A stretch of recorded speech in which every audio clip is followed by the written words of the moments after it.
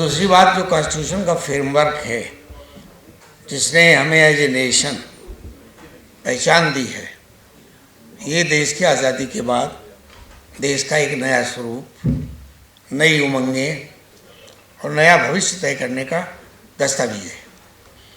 ये जिन कानून का जिक्र हुआ है हमारे स्पीकर के जरिए, डिलिस्टिंग हो या सेक्शन 5 और 6 का मामला हो या गवर्नर और राष्ट्रपति महोदय के जरिए उनका इम्प्लीमेंटेशन ना होने पाए, ये कुटिलता रही हो सरकारों की, ये सब का सब संविधान के साथ मजाक है। एंटी कन्वर्जन बिल भी मजाक है। जब संविधान की मौलिक अधिकारों में, फंडामेंटल राइट्स में आर्टिकल 25 कहता है कि ज़मीर की आज़ादी, फ्रीडम ऑफ कॉन्शियस, कोई भी फेथ किसी को पसंद है, वन में embrace particular set of faith, कोई भी आस्था का अपना तरीका अपना सकता है, उस पर व्यवहार कर सकता है, प्रैक्टिस, और उसका प्रचार भी कर सकता है।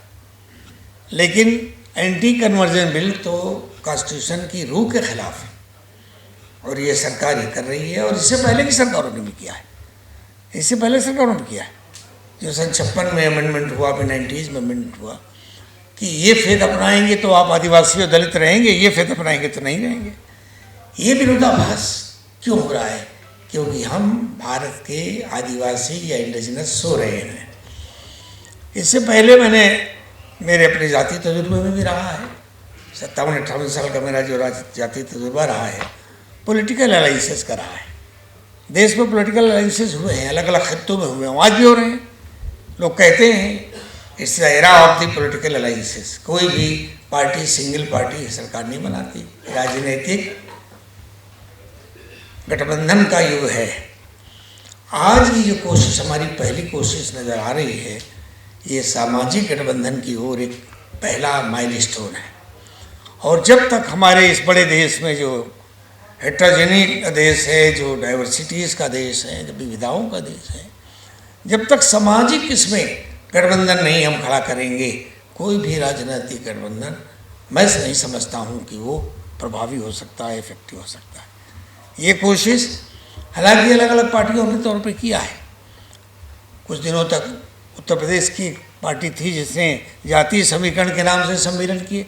सम्मेलन होते थे, वर्कशॉप नहीं होते थे। नेता बोलते थे काशीराम मेमोरियल मैदान में, कभी परिवर्तन चौक के मैदान में, एक आध जगह मैं भी शरीक हुआ, लेकिन वो नेताओं के भाषण होते थे, कैडर तैयार करने की बात नहीं होती थी। बीबीए ने ये कोशिश शुरू की, अल्हम्दुलिल्लाह all India Muslim personal group ने इसको इंडोर्स किया, सराहा, अप्रिशिएट किया, और ये जो ताकत बनने जा रही है देश में, इस देश के स्वरूप को बचाने की ताकत बनेगी, दस्तूर की रूह को बचाने की ताकत बनेगी।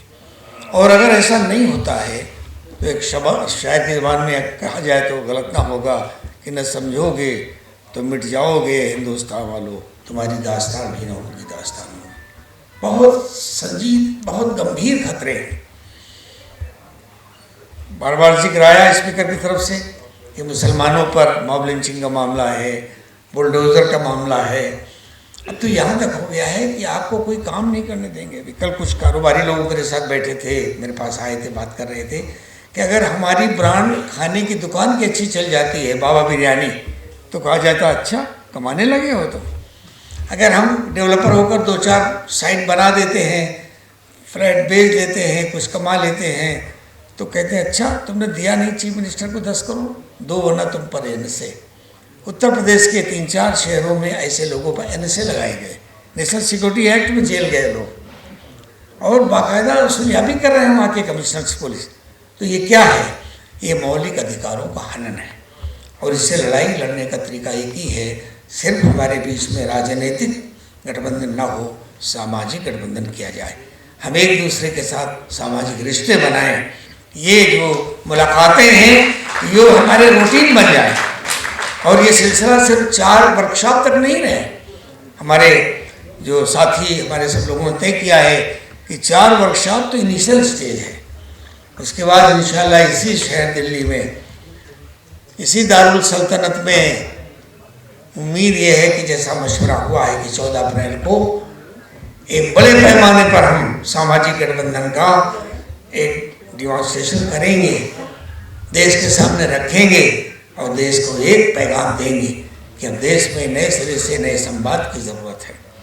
और जो जाहिर है कुछ लोग कहते हैं, मुझसे भी सवाल करते हैं कि तुम्हारे लिए अभी एक जलसे में मैं था, प्रकाश अम्बेडकर जी थे परसों कानपुर में, कुछ लोग वक्ता यहाँ तक कहते हैं कि भाई जब मुसलमान सवाल किया जाता है कि तुम्हारे लिए संविधान ज़्यादा अजीज है कुरान, तो कुछ लोग सोच रखते हैं, कहते हैं कह दीजिए कि हमारे लिए संविधान अजीज है।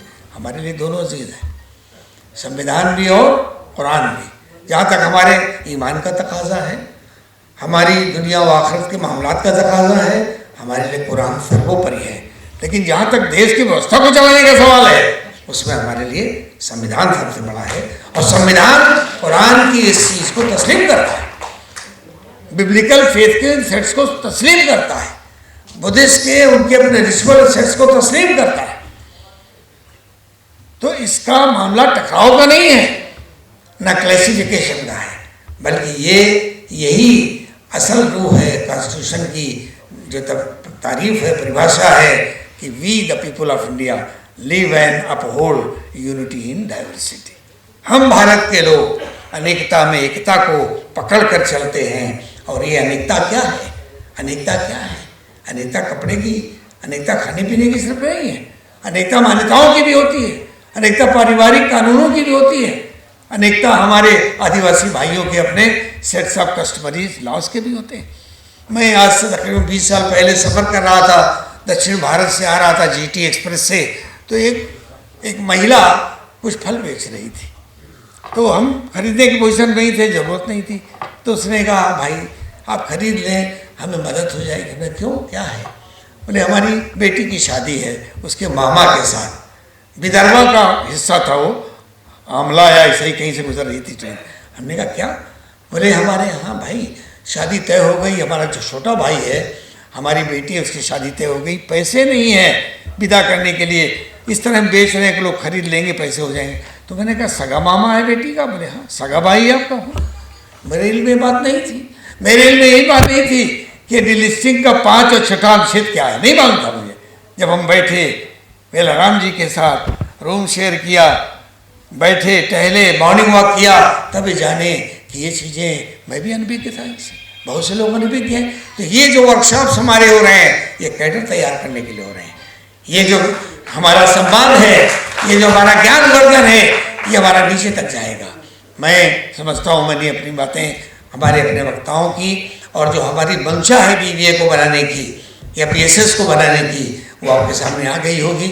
ये मैं बड़ी जिम्मेदारी से एक बात कहकर मैं ख़त्म करूँगा कि मैं बड़ी जिम्मेदारी से कह सकता हूँ कि 78 साल के राजनैतिक उठापटक में ये पहला एक्सपेरिमेंट है, ये पहला एक्सपेरिमेंट है, और ये एक्सपेरिमेंट ही देश को बचाएगा, इसके वास्तविक स्वरूप को बचाएगा।